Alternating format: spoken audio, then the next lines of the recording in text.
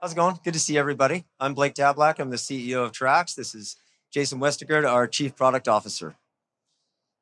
All right, so we're going to talk about the death of freight audit, which is always a fun topic. And part of this, as a company who's been the digital leader in this space for 25 years, we're going to spend the next 8 minutes explaining how we're cannibalizing our own business through the use of AI. Now, before I get there, I want to tell you a little story about how we got here. So about 3 weeks ago, I'm texting with my brother, and he says, "What's your plans for the next few weeks?" I said, "I'm going to Vegas." He goes, "No way. If you're my age, the only response is Vegas, baby, Vegas." So we get here. He says, "Well, what are you doing?" I said, "I'm going to be on stage at Manifest. I'm going to be here with my chief product officer. We're going to be on the innovation stage, talk about some really cool stuff in AI." He goes, "Oh, what are you talking about?" "Freight invoices." A couple seconds later, I get this text. Because you got to be kidding me. You're going to the world's largest stage. You're going to talk about innovation and you're going to talk about freight invoices. I go, "No, it's going to be amazing." He goes, "It is. Here's a picture of the audience when you get done." He goes, "You better do well. You're a Tablak. We expect you're going to hold the family name in high regard." So I'm going to do my best. At the end, if you guys are all sleeping, I'm going to turn around and take a selfie and then I'll prove to him he was right. All right, so let's talk about not exactly cutting edge technology in freight audit. So in the 1960s, Jimi Hendrix was playing and EDI came out, and we still use EDI to this day. In the 90s, PDF came around, and we still use PDF. APIs came around. We decided APIs weren't cool, so we're not going to use those. Now there's AI and ML. The good news is if you wait long enough, fashion comes around, PDF becomes cool again. All right, so there are some themes that we deal with on a daily basis that we assume you deal with as well. Volatility is a big one, not going anywhere. Don't need to talk about this at any great length, but it isn't ever going to get better. There's no moment where it's going to calm down. It's just continuing. Data quality will always be a problem. Carriers do not have great data when they send it to you, and that's just an issue. It's never going to go away. Stagnant tech, I just talked about the fact that Jimi Hendrix was around when EDI came out, and we still use it. And the last one is rising costs and compliance. Federal governments aren't getting any easier on us, and costs aren't going down anytime soon. In fact, I think the CPI just came out today, and it doesn't look great. Competitive themes. If you're out there and you're considering, what do I do in this space? There are banks that'll be out there. They make money on your payments. Bit of a conflict of interest. That's my opinion. Okay. There are traditional providers who are service providers, and they're doing this all manually. So if you're hoping to get great data back from them for decision making, probably not going to happen. And the last one is people are sending you data, but can you actually do anything with it? I just had a chat with a gentleman who said the data we get back from our provider, I look at it, I have no idea what to do with it. So I stick it in a closet and I never look at it again. So what about your needs? We think about our customers in the sense of we want you to be strategic. We want you to be at the table when decisions get made. We know you have to reduce costs, and we know ultimately you've got to do more with less. So this is our context for the rest of this session. For the rest of the time, Jason's going to walk through our actual product and what it does. And we're going to talk about how we are cannibalizing our own business. All right. Thank you, Blake. It looks like no one's fallen asleep yet, so that's really good. So it's easy to be skeptical when you see something like this, technology transforming freight audit landscape, right? We're in 2025. We're still sending EDI files. But I will say this year has been really interesting. It's been great being at the conference, seeing how people are incorporating AI within their products. So I'm going to walk through, show some really quick examples, how we've incorporated AI into our product and what our vision is for the future.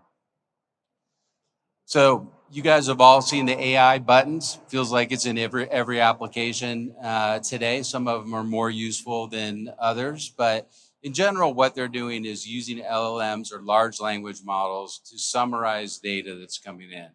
One use case that's often overlooked is the ability for large language models to ingest or extract, normalize, even translate data. So our system, we see a lot of invoices that look like this one. As Blake said, the PDF is coming back. It's still an important part of our business. You have carriers that are in Europe or small carriers that can't produce EDI files. So we see a lot of invoices just like this one. It can be hundreds of different shipments within it. It can be handwritten in places. Quality, this one's in Spanish. So we run this through a series of LLMs. We extract the data with high precision. And then once that data is extracted, if there's any errors, we take it through our human in the loop process.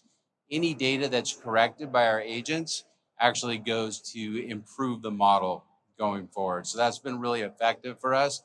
The thing that's most important about it, it allows us to onboard a carrier on day one. We We don't have to create a model. We don't have to create a map. That carrier can be onboarded. If they want to do EDI in the future, they can do that, but we'll get them started with paper right away, day one. So now I'm going to talk about machine learning and to identify patterns in the data. This is really important from a freight audit perspective. We're looking at patterns and errors in invoices and trying to get to the root cause of those. Machine learning, of course, has been around for a long time. What we're doing different is we're taking the machine learning patterns that are created, and then we're feeding that to the AI to help prioritize and action those patterns within the system. So whether you're a carrier, a shipper, or an auditor, when you go into our system, you're going to see a set of recommendations for you. This recommendation is highlighting a data quality issue. And the system is telling us the prevalence of the issue. It's occurred on 22% of the invoice. It's giving us a way to automatically action that. And then it's telling us the impact of that going forward. This helps us be more efficient on an audit standpoint, also gives us better data quality, and ultimately gets carriers paid faster.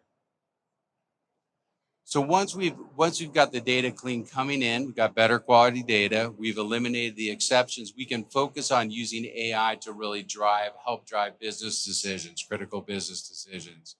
So if you go back into our platform, you can see that it created 2 simulations.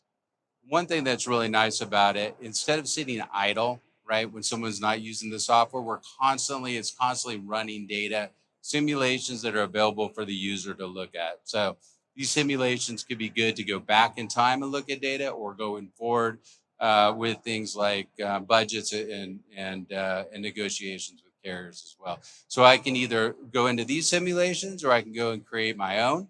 I'm going to go ahead and create a spend simulation. It's going to recommend my volumes going forward based on historical data and current conditions. I can adjust my mode, allocation of my mode. I can put in the rates that I think are going to happen in the future, and add in other variables, and then it's going to create a spend simulation for me. Spend simulation has 3 different views. One's based on historical data. The next view is what the AI thinks it would look like, and then the third view is from the inputs that I put in. Let me borrow that. Yeah. Awesome. So getting back and just summarizing, 1, we want our customers to have a seat at the table. If you're in logistics and you're sick of somebody coming to you saying, I would like this information you can't answer, we're here to help. 2, no more excuses. One of the things that we really want to empower our customer with is, again, being able to walk in and have the answer that the CFO is looking for, have the answer that the chief supply chain officer is looking for, and turn you into a champion. So I'll close with this. We've been around for 20 plus years. We are constantly reinventing ourselves. We are constantly going out and cannibalizing ourselves, and the world's largest companies trust us with their global freight audit. We are the only company on the planet that I know of that's digital freight audit, all lanes, all modes, all currencies, all countries. And we will continue this endeavor going forward, and we will constantly be driving to make every single person that sits in this room a champion in their own business. So thank you for the time. Did you guys fall asleep? No? Look at that. Awesome. No selfie needed. Thank you guys. Have a great time. Thank you.